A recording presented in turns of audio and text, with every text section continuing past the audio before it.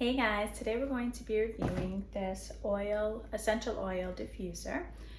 It's got a nice glass cover and also a nice glass water tank. So it's great. It's not like plastic.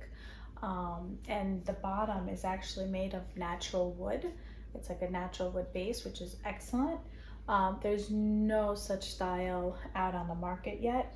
It's great. It's one button that turns it on and off. And this also turns on the timer, which has a 1 hour, 3 hour, or 6 hour timer or off.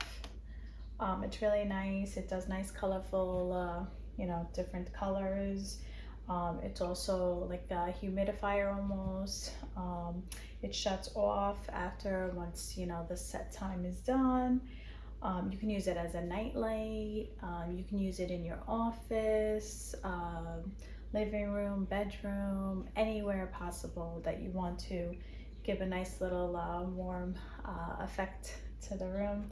And again, it's great. It comes with a little easy spout to fill in if you'd like to add more water, and it comes with a little brush to clean once you're done. Again, it's really nice. It's, small and just beautiful. So I highly recommend this. Bye.